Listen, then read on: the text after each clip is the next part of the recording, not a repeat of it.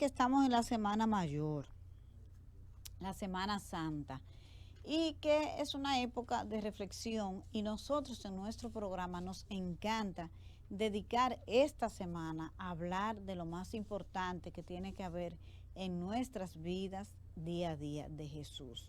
Y no hay una etapa más apropiada, nunca sobra hablar de Jesús, pero hay etapas que requieren más que uno reflexione sobre su vida, sobre la pasión y sobre la enseñanza que nos dejó.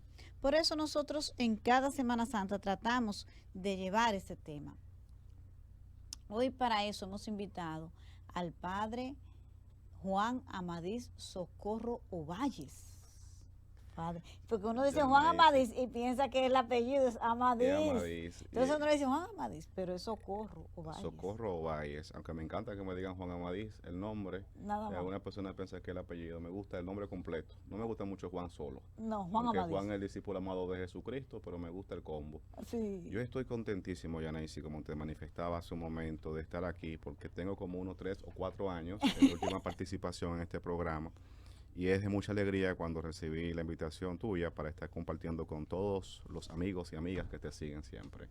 Ay, muchísimas gracias, Padre, por aceptar nuestra invitación y por dejar, sobre todo porque con su participación sabemos que estamos poniendo en el centro del programa lo más importante, que es Jesús. Amén. Así que para eso lo hemos invitado. En el transcurso del programa vamos a ir dándole a conocer el currículum del sacerdote Juan Amadís, porque es un profesional que incluso usted ahora está impartiendo cátedra de maestría en la Universidad Nacional Pedro Enrique Ureña. No, estoy en la Pucamaima. En la Pucamaima. Y en Ucateva, en Ucatesi ayudando como doctor, asesorando otros que quieren ser doctor por igual. Ay, Dios mío. Entonces, desvinculado de la teología, porque son procesos de educación generalmente, pero eso un sacerdote es un reto, un desafío que a mí me encanta realmente. Entonces estoy como catedrático actualmente en República Dominicana. Pero usted también es psicólogo de profesión. Psicólogo clínico de profesión con 2 maestrías en el área. Entonces, ¿qué pasó con este padre? Así bueno, debe ser. El amor a ayudar a las personas, y yo de seminarista decía, no es suficiente con filosofía y teología, que es lo que vemos los sacerdotes. Los jesuitas se preparan en otras áreas, pero estas áreas que yo, gracias a Dios, logré conquistar, que es la administración de empresa, la psicología con sus maestrías, derecho, porque soy abogado, gracias a Dios, y el doctorado en educación, son herramientas muy buenas para poder hablar en esta sociedad. Hay tantos aeropuertos distintos. ¿Usted tiene un doctorado en educación? En educación, metodología educativa, en línea de ciencia de la educación de la Universidad de Córdoba, España. Ha sido muy bonita esa experiencia también con los españoles, por su característica que tienen cada uno. Pero todo esto, como decía hace un momento, es para servir a la sociedad dominicana, a tanta gente buena que tenemos en nuestro país. Bueno, voy a decirlo como lo diría mi abuelo.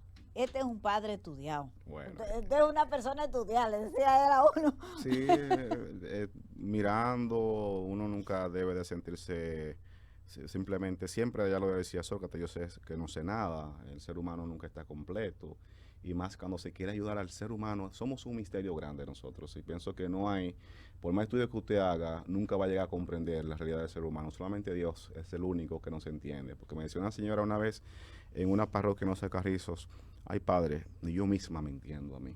Entonces, es una realidad esta. Uno mismo a veces no se entiende con sus crisis, sus depresiones, su sequedad espiritual, el descontento con la vida. Y tú dices, pero yo lo tengo todo, tengo dinero, tengo una familia, tengo un buen trabajo, pero no me siento feliz. Y aún así se siente como un vacío existencial. ¿Por qué? Le llamamos vacío existencial. Ya lo decía un gran filósofo, que el ser humano dista de sí mismo. Uno nunca llega como a la meta de sentirse autorrealizado. Y Abraham Maslow también habla de la escala de la autorrealización.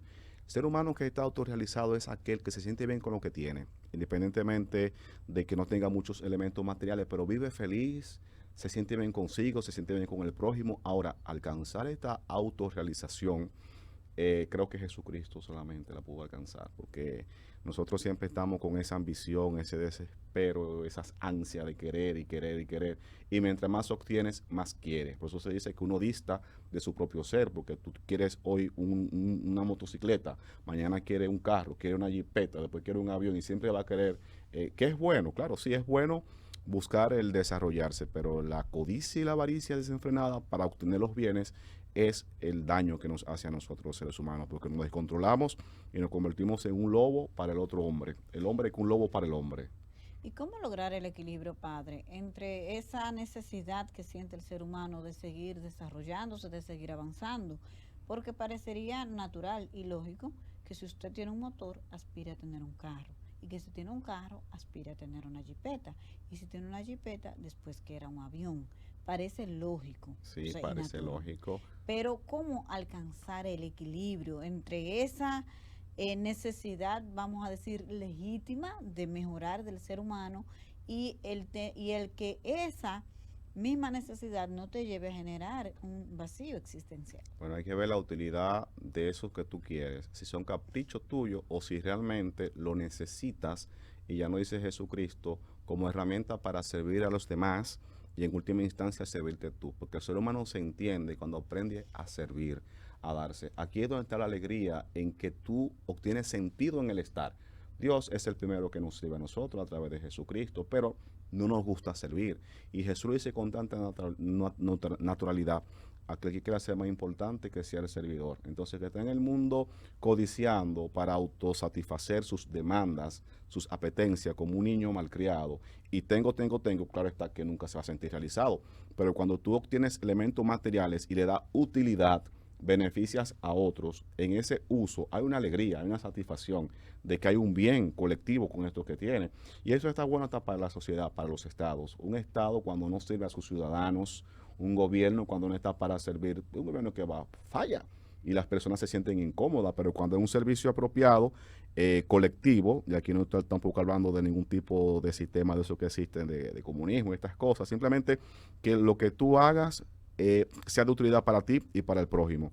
Se va alcanzando satisfacción, pero el egoísmo es lo que a nosotros nos hace esas heridas que nos lleva a no sentir la alegría, el vacío existencial que tú hablabas, porque tengo cosas, pero esas cosas no son de utilidad para mí. Entonces, entiendo esto, que los elementos que adquiramos en la vida, si lo utilizas para beneficiar a los demás y a ti mismo, estamos cumpliendo bien con lo que Cristo quiere y hay una satisfacción. Dice por ahí la misma palabra y expresiones que hay más alegría en dar que en recibir.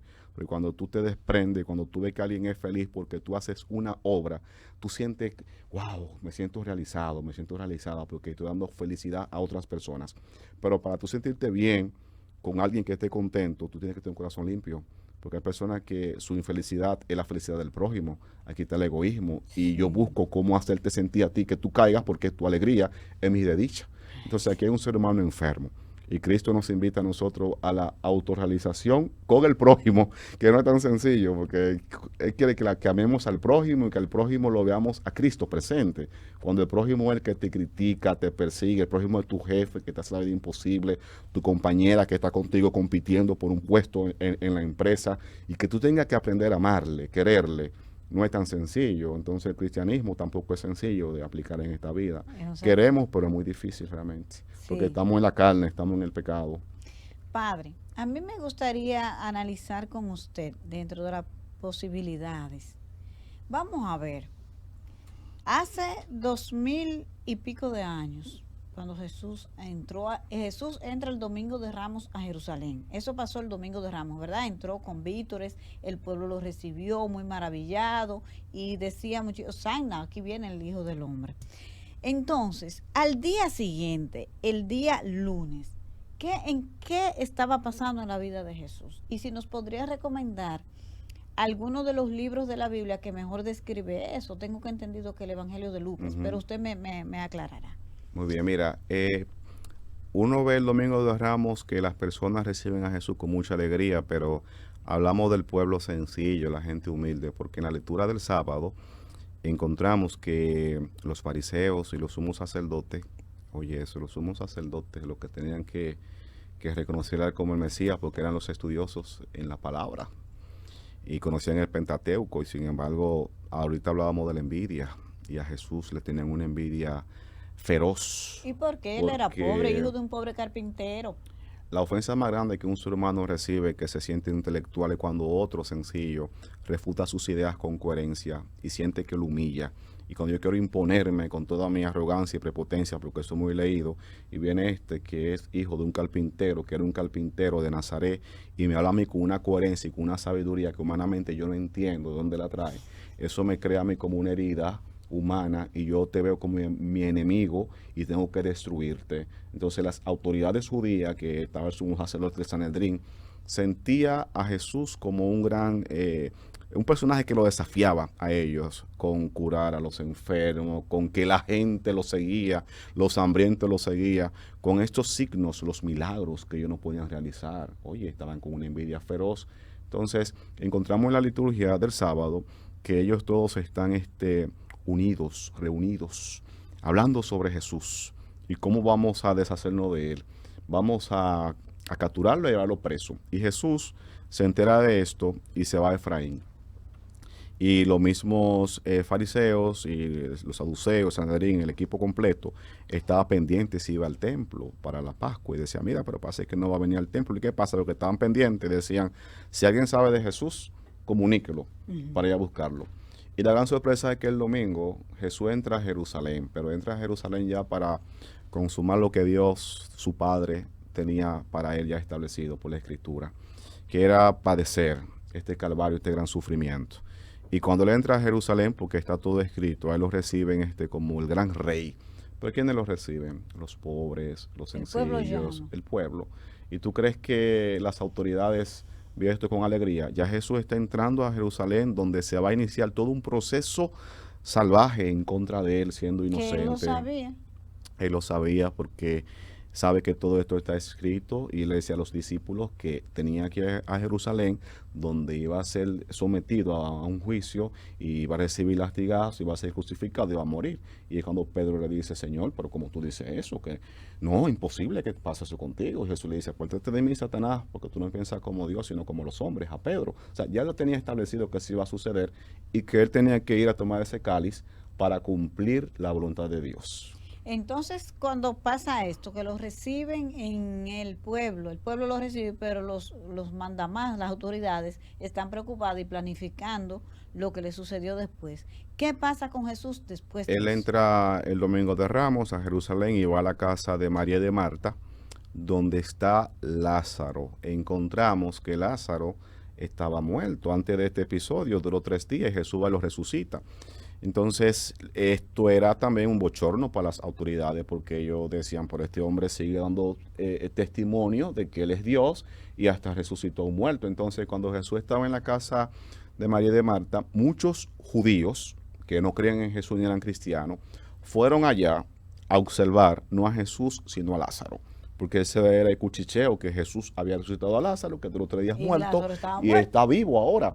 Entonces, ¿qué pasa? Y Jesús, mira cómo va con toda la naturalidad a esta casa y encontramos, esto es ya el lunes santo, el frasco de perfume que va María y le lava los pies. Entonces, era un aroma desbordante, pero este perfume para ella no era nada porque es el amor que siente hacia Jesucristo.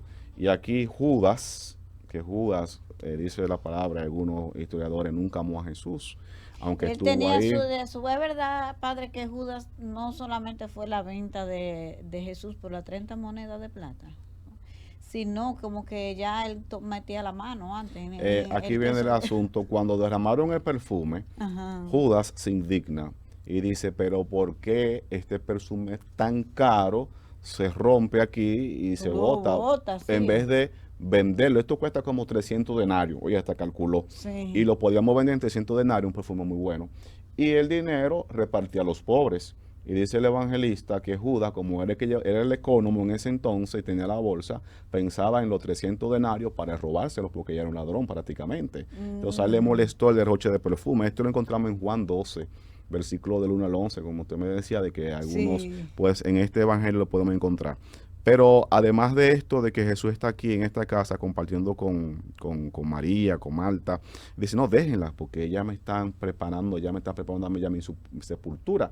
Porque aquí hubo una casa de visita, le daban los pies, el agua en la cabeza, le daban como ese recibimiento, era la costumbre. Y ella utilizó un perfume costoso para Jesús para prepararlo para la sepultura. Eso lo encontramos nosotros ya el lunes santo.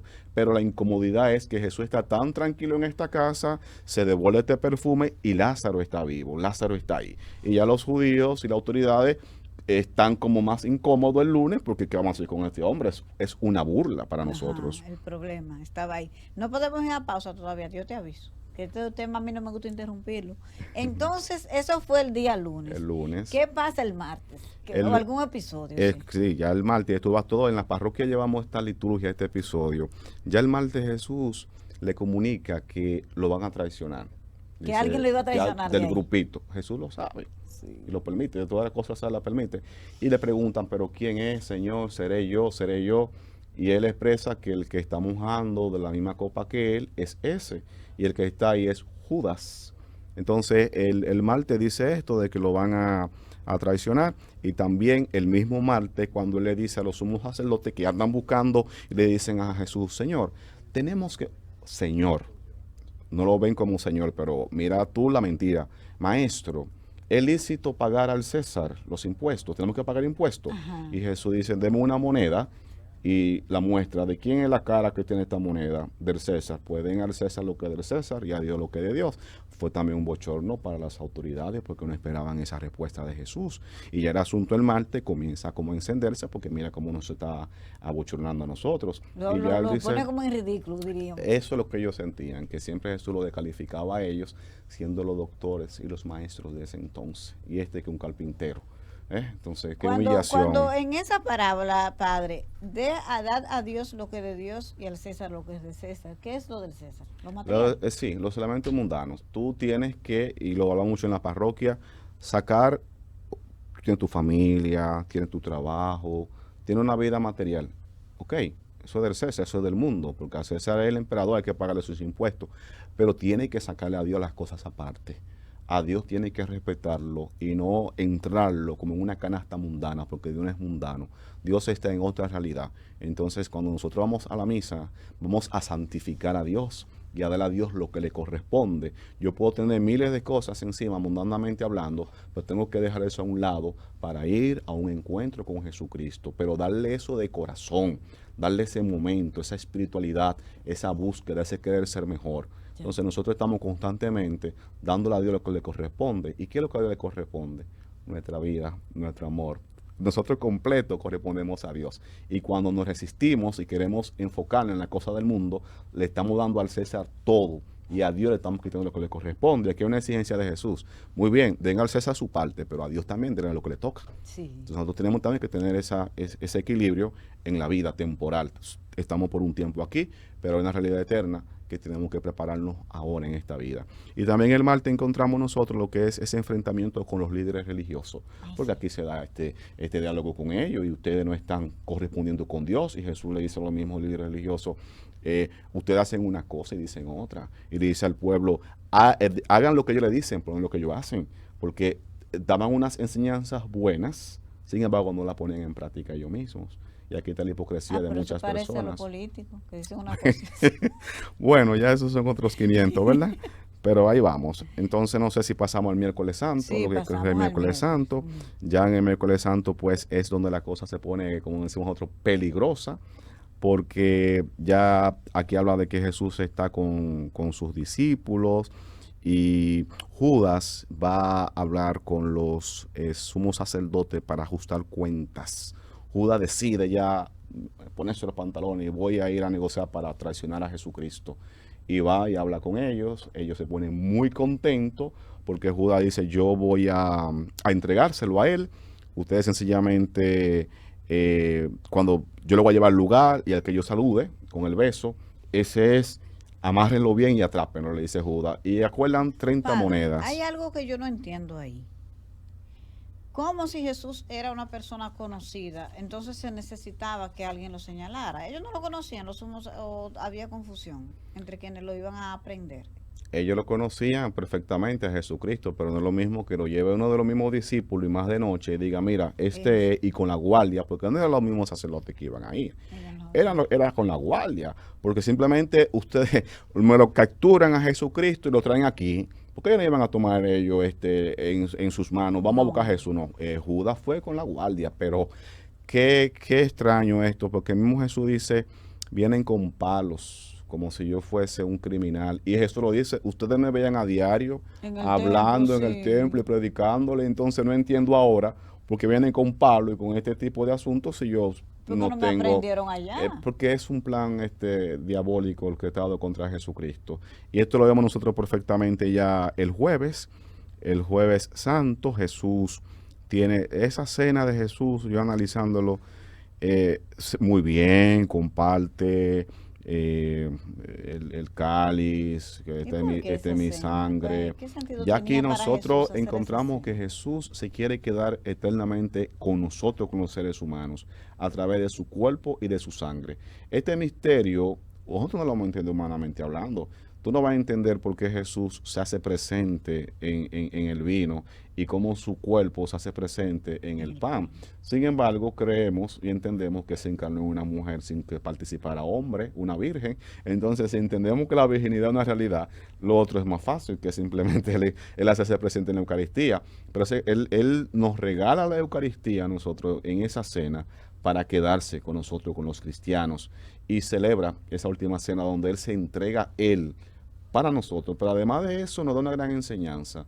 Después de la cena, toma una toalla, toma agua y comienza a lavarle los pies a sus discípulos. ¿Por Y qué? Pedro le dice, tú, lávame los pies a mí, jamás. Y Jesús le responde, bueno, si tú no permites que te lave los pies, no tienes nada que ver conmigo. Y dice, no, pues ven entonces, lávame hasta la cabeza, de los pies a la cabeza. Y Jesús le dice, no, ya el que está bañado no necesita lavarse más que los pies. Y la respuesta que usted me pregunta, ¿por qué?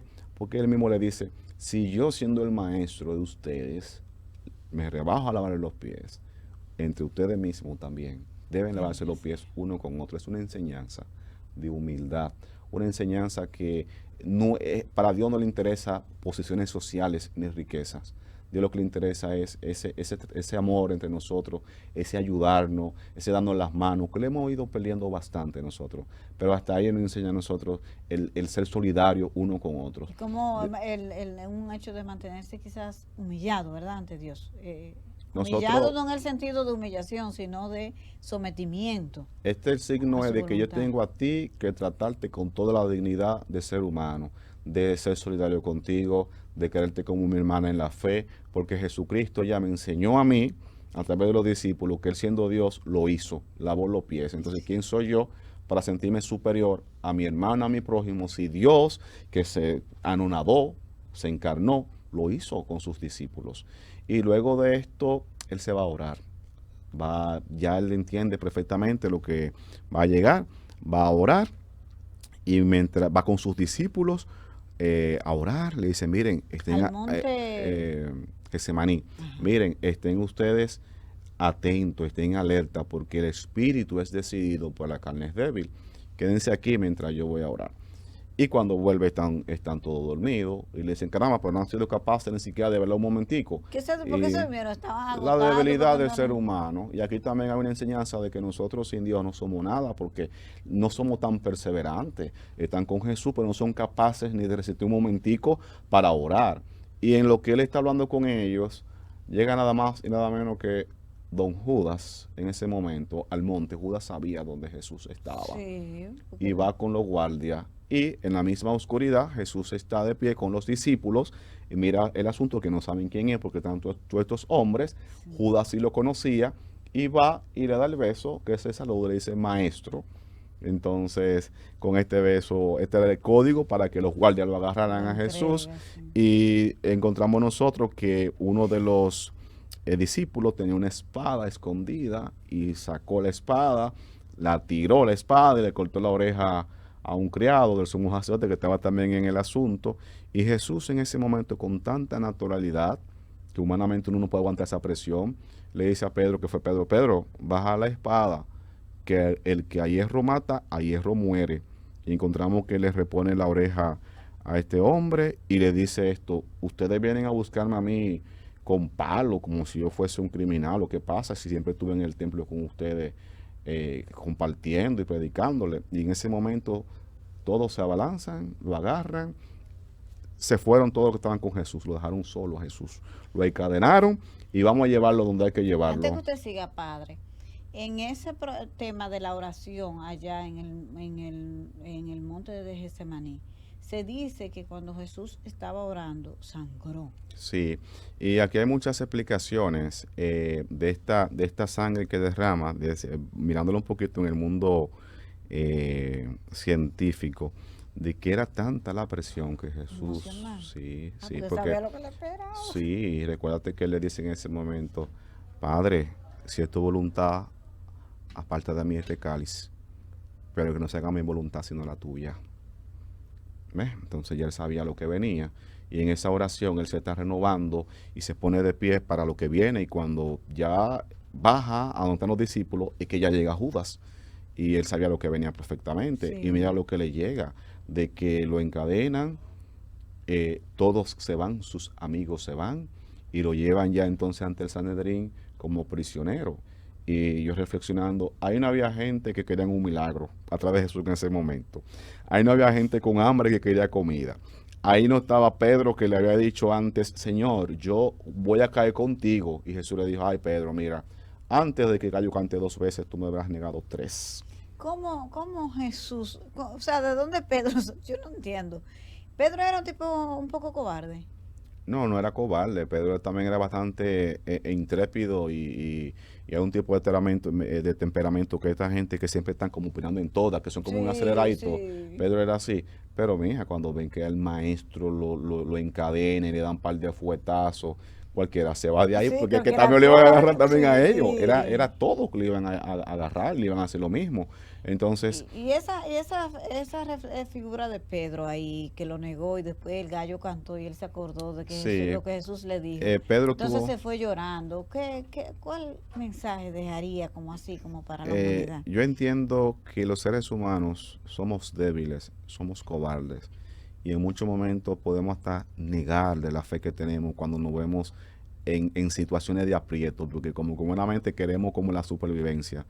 Pedro está presenciando lo que le están haciendo a Jesús y mientras está como en el escenario, pero en bajo perfil, como yo no sé quién es ese ni nada, lo ve una señora y le dice, pero mira, pero tú eres que hablaba con él. ¿Y sabe lo que le responde Pedro? ¿Qué? Ni entiendo ni sé de qué me estás hablando. Oye, qué categórico fue don Pedro. Ni entiendo ni sé de qué me está Yo hablando. no, yo nada Y más se voy. fue. Y en otro momento, otra persona le pregunta lo mismo. Y él mirando lo que está pasando con Jesús y que no hay nadie. Y dice, no, yo no conozco. Y en la tercera ocasión, Pedro maldice. Esto es increíble. Cuando dicen, también tú, porque tú eres judío, tú te ves la característica tuya de que Él lo uno que andaba con ellos, y sí. comienza a negarlo y a maldecir a las personas. O sea, cuando uno está diciendo malas palabras, que no, Sí. eso hizo Pedro. Y cuando comenzó a maldecir de modo muy... Ahí cantó el gallo ya por segunda vez y él hizo memoria de lo que Jesús le dijo y cayó en la cuenta, lo negué 3 veces. Y siente ese gran remordimiento, se va llorando. Judas Judas también se sintió mal cuando ve lo que está haciendo y Judas regresa donde los sumos sacerdotes a devolverle las 30 monedas Dios mío. y le dicen a Judas que ya, que El no se, negocio que se no, hizo. exacto. Y entonces Judas también entra en un momento de tormento y decimos nosotros que de ataque por el diablo y va y se quita la vida, se Ay, ahorca sí. Judas. Y estas monedas retornan a mano de los sacerdotes nuevamente. Y dicen, no la vamos a echar aquí con la moneda en el templo porque allá hay sangre. Pero eso, Judas prácticamente hizo nada, en el sentido de que, mira el perfume. Él decía que ese perfume costaba 300 denarios y vende a Jesús por 30. Entonces, Era un dice pobre la infeliz, sí. lógica, como que no tiene lógica realmente, No. entregar al maestro por tan poca cosa. Era pobre de espíritu, Judas, Sí, sí. definitivamente. Y encontramos después en ese episodio de que van ante el Sanedrín y comienzan ellos a levantar falsos testimonios. Que eso es un mandamiento que nos dice que no calumniarás ni mentirás. Y contra Jesús, hay en el Sanedrín, no, porque él decía que iba a destruir el templo y en 3 días lo iba a reconstruir. Ellos se refieren a su templo de ellos, pero Jesús se refiere a su cuerpo. Y otro decía, no, porque él ha dicho que no hay que pagar impuestos al César. No, porque él ha dicho que él es Dios. Y todo este proceso de dando falsos testimonios contra Jesús lo lleva a una sentencia de muerte. Pero ese Sanedrín que está ahí no tiene la capacidad para ese tipo de sentencia, porque ellos, Roma era el imperio que tenía toda esa tierra El colonizada. Sanedrín era como un consejo de sabios, como un consejo de ancianos, ¿verdad? Sí, Eran personas ancianas, del sí. pueblo judío, Sí. que eran más para asuntos religiosos. Lo que pasa es que la religión como que permeaba lo social. Y lo político, Entonces, pero un tema político. sí, no estaba en político. Y ellos querían realmente que a Jesús lo crucificaran. Crucifixión. La crucifixión era una pena reservada para los criminales más grandes que pudiesen existir. Jesús no mató a nadie. Jesús no robó nada. Y sin embargo, tú dices, wow, pero cuánta maldad, porque montaron algo tan fuerte para que un inocente recibiese el castigo reservado para los grandes criminales. Y van ante Poncio Pilatos, que es el gobernador que representa el Imperio Romano, que tenía la facultad de dictar sentencia de muerte. Y ya, claro, Pilato había escuchado de Jesús y todo esto, y cuando lo llevan ante Jesús, él comienza a interrogarle y a decirle, y Jesús está callado, y dice, pero mira, yo te puedo a ti, tengo la autoridad para darte la libertad, a mí no me dice nada. Y Jesús le dice a él simplemente, mi reino no es de este mundo. Si mi reino fuera de este mundo, mi padre mandaría una legión de ángeles, aquí lo se van a encontrar, pero mi reino no es de este mundo. Ya Jesús como que no tiene como ese interés por las cosas temporales, y esa tranquilidad es porque tiene la confianza puesta en Dios. Y él regresa ante el Sanedrín y le dice, el Sanedrín está, no entran, Pilatos regresa, sí, ajá. ellos están en una emplanada, pero no entran al lugar donde está Pilatos, como al salón, porque tienen sus reglas. Entonces él sale al patíbulo, donde está el pueblo, y las autoridades ahí están todos empoderados, y le dice Pilato, yo no encuentro en este hombre ningún nada, o sea, este hombre está ¿Cómo limpio, lo condeno, voy a señor? darle par de latigazos y lo vamos a despachar. Y el pueblo que no, y los mismos sacerdotes y los que tienen poder religioso piden entonces que vamos con lo que se hace siempre, que es que se da libertad a un preso. Esto mismo Pilato es quien quiere para ver si piden a Jesús. Porque, pero Pilato fue bastante blandero. Sí, hay un artículo que yo escribo que a Pilato le faltó, y también asemejando la realidad nuestra de estos tiempos, le faltó personalidad y carácter, Sí. porque se dejó, pero no fue tan blandengue. Lo que pasa es que el sumo sacerdote, muy malicioso Sí, e inteligente, sí. y él sabía que el César le había dicho a Pilatos que no quería revuelta con ese pueblo, porque en un momento Pilatos puso, los romanos usaban un águila como su signo, como conoce una estampa, y cuando él llegó puso una águila como de poderío, y se le armó una revuelta por eso que tuvo que quitarla, y esa revuelta llegó a oído del César, y le dice, si este pueblo sigue dando carpeta con revuelta, tú eres que vas a pagar. Entonces Pilato no quería una revuelta con el pueblo y que llegara del César, porque se iba a calentar él, iba a rodar su cabeza. Pilato fue una nación política. Él está tratando de cuidar su puesto, pero a la vez sabe que este hombre es inocente, pero no quiero tampoco que a mí me corten la cabeza por salvarlo a él. Sí, entonces él hace esa propuesta, y, que van a y- liberar a un preso. y aquí le dice Pilato a la autoridad que le liberto a usted el rey de los judíos, y le dice el sumo sacerdote, no, nosotros tenemos como rey al César. Mira qué hipócrita, al César. El César para ellos no era nada, pero como sabía que el César era el jefe de Pilato, nada más tenemos al César.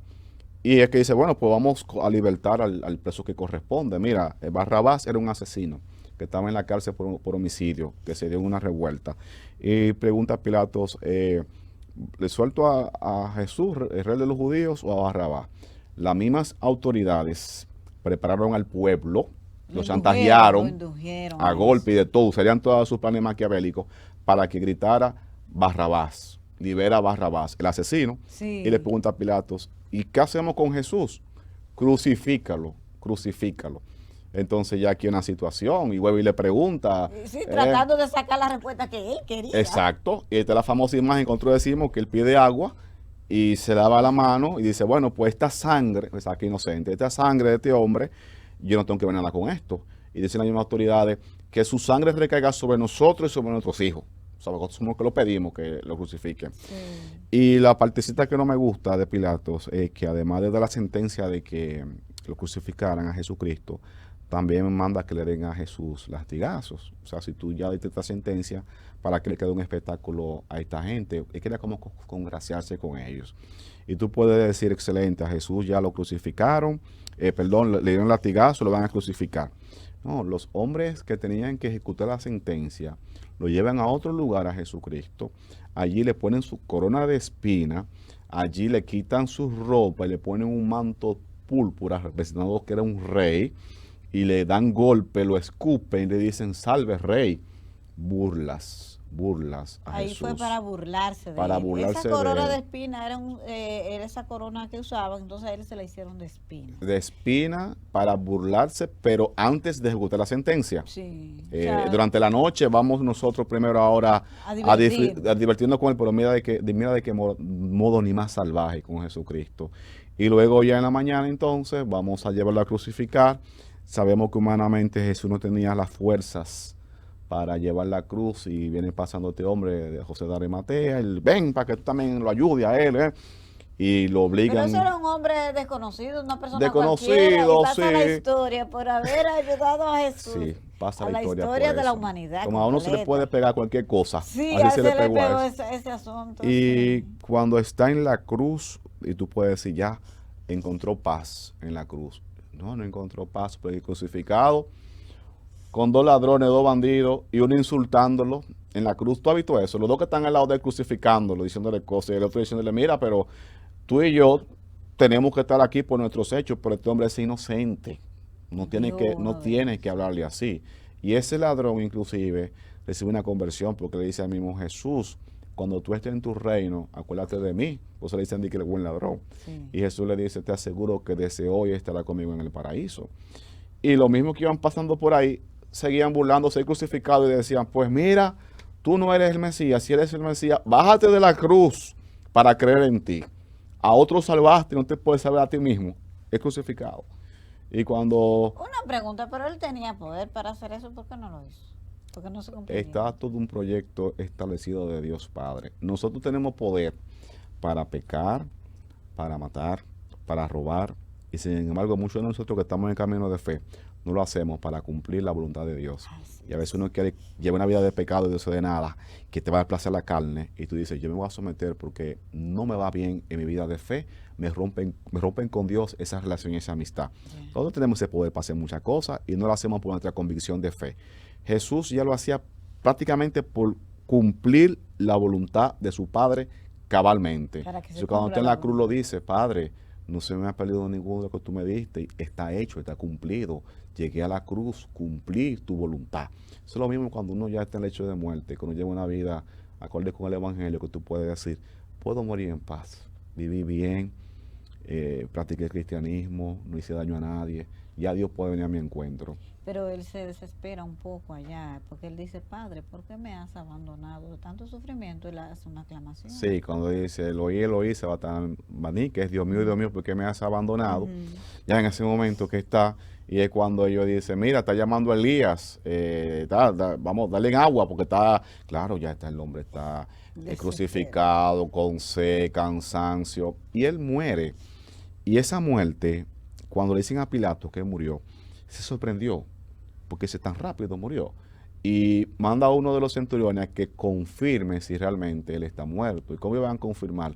Rompiéndole los pies. A ver, a los otros ladrones, a los otros bandidos que estaban ahí, porque Jesús era un santo, le rompen para que se asfixiaran rápido.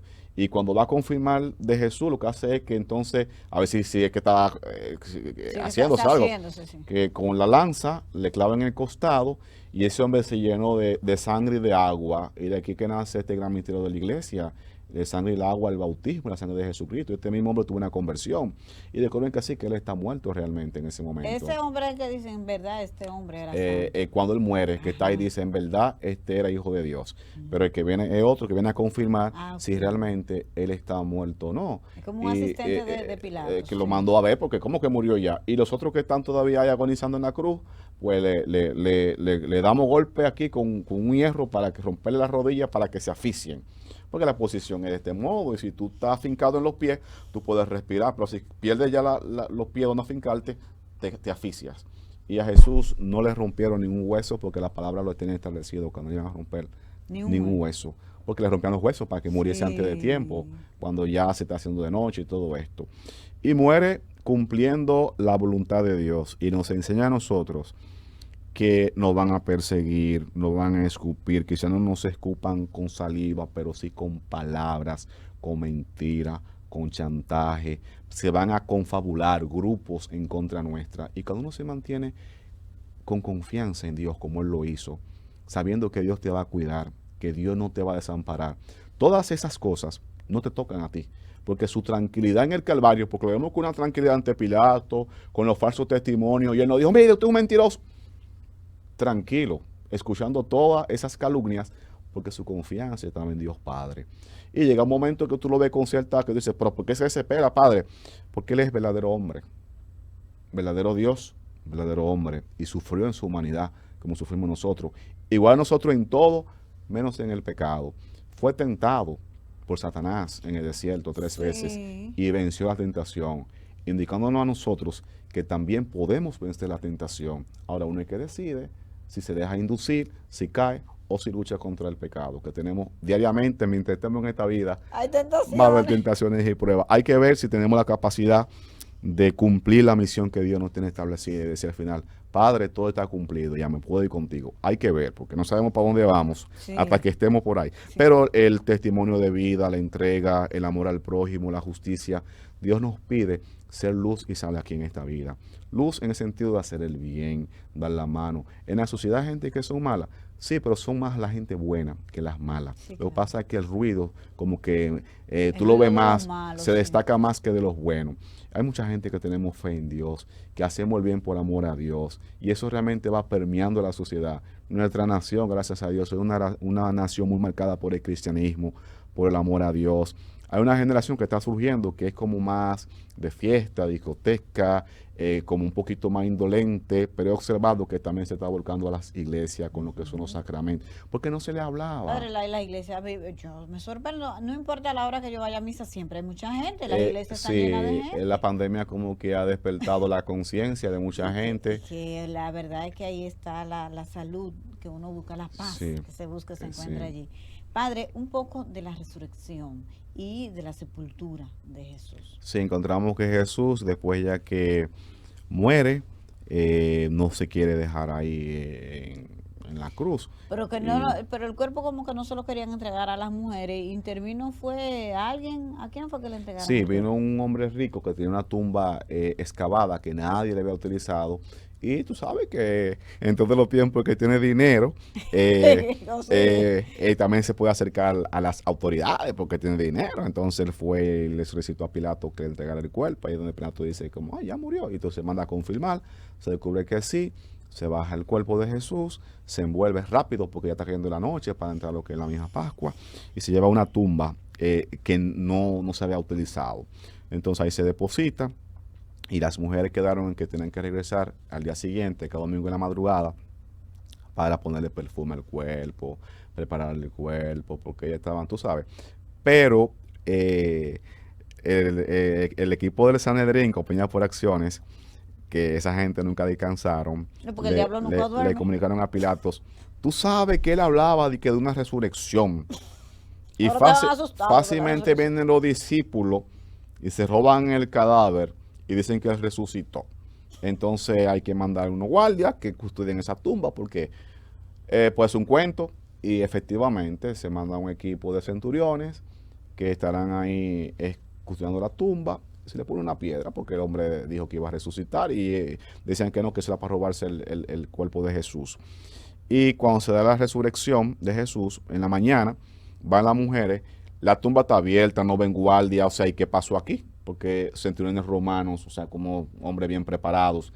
Y cuando entran, ven la tumba vacía, entran ahí las mujeres, no ven nada, ven que está el manto con que le envolvieron, blanco y todo, y están buscando. Entonces hay un personaje que es un ángel que le aparece y le dice, pero ¿a quién ustedes buscan? Y ella entiende que él es como el que cuida ahí, como jardinero, y le dicen, si tú tienes el cuerpo de mi Señor, dinos dónde está, por favor, para ir a buscarlo. Y él le dice, pero porque ustedes buscan al vivo entre los muertos. Él ha resucitado. Y ella como que se quedó como impactada. Sí. Entonces regresan a decir a los hombres lo que había acontecido. Y los hombres dicen, estas mujeres están como locas, de que resucitó, no le creen. Entonces 2 discípulos, que es Juan y Pedro, van a confirmar si es verdad, van corriendo.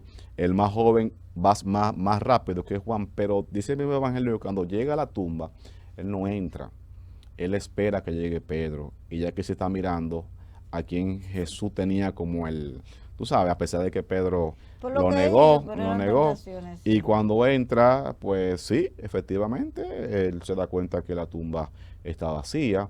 Y aquí se inicia ya lo que es esta Pascua, de que ellos están asustados porque están buscando ese cadáver por todas partes. Se dice, eso no lo ves tú así claramente en la Biblia, pero se dice que se dan órdenes de todas las tumbas recientes que había Que buscarlo, sí, sí. había que abrirla, y muchos cadáveres los sacaron buscando el cuerpo de Jesús, porque decían que Jesús, ese cuerpo se habían robado, eh, que los discípulos se robaron el cuerpo, pero dicen, pero como un grupo de hombres miedosos corriendo van a enfrentar a un grupo de guardias armados con espadas y le van a ganar y van a sacar el cuerpo de Jesús. Entonces esa gran búsqueda, y los discípulos están todos escondidos porque tienen miedo a los judíos, porque esto es como que cada una conmoción grande. Y ellos en oración, Jesús se le aparece en distintos momentos a ellos cuando están en oración. Y aquí también hay una enseñanza de la misma escatología de la iglesia. Cuando están juntos es que Jesús le aparece. En un momento aparece y falta un discípulo, que es Tomás, y le dicen que Jesús apareció, y Tomás dice, yo no lo creo. Para yo creer que Jesús está vivo, yo tengo que mi dedo ponerlo aquí donde Eso, tuvo la lanza, la herida, y en su costado tengo yo que, para yo creerlo. Y no le creyó a eso. ninguno de los discípulos. Y en otra ocasión, que están reunidos y que Tomás está con ellos, Jesús se presenta, y desde que llega, dice, Tomás, ven acá. Y le dice, mira, toma mi mano, mira, ven, toca, y mete la mano aquí en mi costado para que crea. Y Tomás le dice, Señor mío y Dios mío. Y le dice, sé más creyente a Tomás. Luego también está un grupito de discípulos. Antes de esto, hay 2 que se van a un pueblo llamado Emaús, que quieren también escapar. Se van para Sí, allá sí, para salir de corriendo aquí. a la persecución. Y cuando van caminando, viene este hombre y la acompaña por el camino, porque la costumbre es que si vamos lejos, pues nos vamos en grupo. Y este hombre va hablando con ellos sobre, ellos están hablando, ahí le pregunta, ¿de qué están ustedes hablando? Y le dicen, ¿acaso eres tú el único forastero que no sabe lo que pasó, de lo de Jesús de Nazareno? Que pensábamos que sí, que él era el Mesías, pero nuestras autoridades lo crucificaron, mira, ya 3 días y nada. Algunas mujeres han dicho que él ha resucitado, pero como que esas mujeres no han escandalizado. Y ahí Jesús comienza a explicarle la palabra, como, pero ¿qué esos son ustedes no saben que esto tiene que darse, y van hablando. Entonces llega un momento que ya el camino se divide, y Jesús hace demanda de que sea por otra, le dice, no, pero ven, sigue con nosotros, para que te pase la noche con nosotros, y todo esto. Y Jesús sigue, y cuando llegan ya al lugar determinado, que preparan el pan, todo esto, Jesús da las gracias a Dios Padre, y ahí se le abren los ojos a ellos, pero Jesús desaparece. Dicen, pero el maestro estaba con nosotros, mira, nos acompañó, y vuelven otra vez donde están los discípulos a decirle que Jesús le acompañó por el camino. Entonces, durante estos 50 días, que es lo que vivimos después de la resurrección, el domingo de resurrección, Jesús va preparando a sus discípulos. Ya los discípulos como que ya van comprendiendo todas las enseñanzas que él le fue transmitiendo. Y tienen el culmen el día de Pentecostés, que cuando están todos reunidos, hasta con la Virgen María, ahí, que llega el Espíritu Santo y todos ellos comienzan a hablar distintas lenguas, se entienden, pero los judíos que están escuchando como el alboroto dicen, mira, eso están todos borrachos. Y dice, pero no estamos borrachos, nosotros a esta hora no vamos a estar bebiendo, simplemente estamos yendo del Espíritu Santo. Y a partir de ese momento ya ellos no tienen miedo a las autoridades, comienzan a predicar de Jesucristo, lo agarran los judíos, le dan un par de fuetazos para que no estén también alborotando. Y ellos sentían la alegría de que esos latigazos, esos golpes, los recibieron por Jesucristo. Y ellos se sentían contentos de que también estaban... Se les quitó el ya, miedo, ya. el huir de la persecución de la gente judía. Sí, de los judíos y las Sí, autoridades. de las De aquí autoridades. nacen los mártires. El primer mártir, San Esteban, que es aquello que no le importaba perder la vida por nunca negarle a Jesucristo. Y Esteban, que el primer mártir, también estaba predicando y lo agarran para matarlo a pedradas. Y cuando a Esteban lo van a apedrear, el manto de lo que lo van a apedrear lo ponen a los pies de un hombre que está presenciando, ese hombre llamado Pablo. Ese discípulo presenció la muerte de San Esteban y fue después también que tuvo una conversión al cristianismo, porque era un judío que se había educado a los pies de Gamaliel, uno de los grandes maestros de ese entonces. Pablo tenía su ciudadanía romana, o sea, que era un hombre high class, y él creía bastante en la normativa de los judíos, en lo que había entendido, y él perseguía a los cristianos porque veía esto como un movimiento herético que no tenía, que estaba en contra de los principios de la Torá, de lo que tienen establecido, y él pidió esta carta para salir a buscar a sus cristianos y entrar a la cárcel. Y ahí en esa búsqueda es donde encontramos que él tiene un encuentro con Jesucristo, que va a ser la famosa imagen de un caballo, que él cae y le dice, Señor, ¿quién eres? Y Jesús le dice, Saulo, Pablo, ¿por qué me persigues? Eso es Jesús a quien tú persigues. Y él, a partir de ese momento, una transformación que no puede ver, y a él le dicen que tienen que buscar un discípulo que va a orar por él para que pueda como recobrar la vista, y ese discípulo pensaba que era un truco para que él se revelara, y al final el discípulo tiene que ir porque Dios va moviendo, ora por Pablo, Pablo recupera la visión e inicia también una compañía para Jesucristo. Hizo mucho bien, y aquí se sumó ya como Pablo, el gran intelectual, y Pedro, que no era tan intelectual. Sin embargo, Pablo siempre respetó a Pedro como la cabeza, porque cuando están pescando, que Jesús también se le aparece, que está con una brasa y que va caminando, y que Pedro va y que se hace, Pedro se siente, recuerda, mira, a quien yo negué, y Jesús le dice a él 3 veces, Pedro, ¿me amas? Y Pedro le dice, Señor, pero si yo te amo. Y Jesús le dice, apacienta mis ovejas. Y vuelve y le pregunta por segunda vez y dice, sí, Señor, apacienta mis ovejas. Tercera vez, Pedro se pone triste porque ella dice, ay, me ha preguntado 3 veces. Y dice, Señor, tú lo sabes todo. Tú sabes que yo te amo. Y Jesús le dice, apacienta mis ovejas. Entonces Pedro lo negó 3 veces, y 3 veces Jesús le dice, apacienta mis ovejas. Un modo también ya como de esas negaciones, Jesús perdonarla. Y también se expresa que si Judas hubiese pedido perdón a Jesús y no se hubiese desesperado, Jesús también lo perdona, pero se desesperó. O sea que también cuando uno comete errores no se puede desesperar ante Dios. Hay que esperar, dejar que Dios también. Dios es muy bueno y misericordioso. Claro, y uno cumple su misión. Me falta un minutico. María, la madre de Jesús, estuvo con él desde el primer momento, ¿verdad? Desde que aquel juicio, todo el calvario con la cruz, al pie de la cruz en la crucifixión. Eso es increíble, cómo María presenció cómo a su hijo se lo desgarraban, porque era prácticamente desgarrándolo, quitándole todo.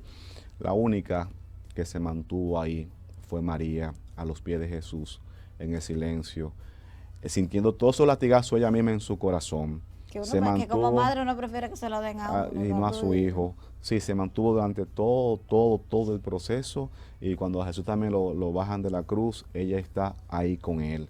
Y la encontramos durante todo el Calvario. En un momento Jesús le dice que no lloren por él, porque es parte de un proceso de Dios.